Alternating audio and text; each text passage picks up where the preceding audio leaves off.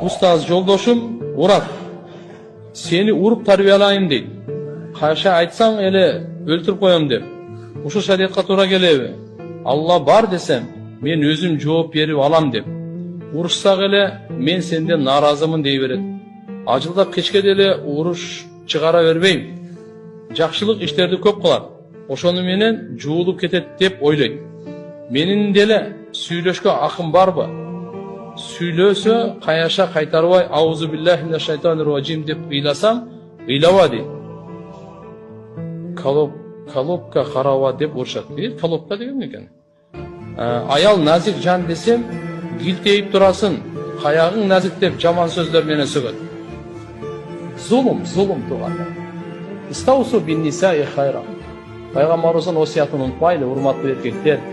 Пайгамбарыбыз коштошуп аткан ажылыгында атайы эркектерге кайрылып айткан. О эркектер, кыямат күнгө чейин келе турган эркектер, күчүнө таянган эркектер. Менин тарабымдан аялдарга жакшы мамиле кылабыз деген осуятты кабыл алып койгула. Булар ийрик авыргадан жаралган. Түздөйүм деп аракет кыла берсең, бейиштик аял кылам депчи сындырып аласың. Болбойт анда. Кыйшыктыгы менен сабыр кылып жашагыла деп пайгамбарыбыз айтып койгон.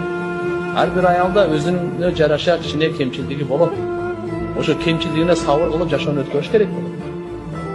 Мына зулумдук. Анан жакшы иштерди кылсам эле кечирилип кетет, кечирилбейт. Адамдын укугу бул. 10 мечит салыңыз. 100 суу чыгарыңыз, кудук чыгарыңыз. Бирок аялды урганыңыздын ал күнөөсү менен алар кечирилип кетпейт, билип коюңуз. Таң атчак тең Куран окуп чыгыңыз. 4 ай бериңиз дават, ажылыкка барыңыз. Аялга кылган зулумдугуңуз кечирилбейт. Ал бенденин укугу, ал бөлөк нерсе. Ошон үчүн алданып калбайлы да, мындай кылбайлы да.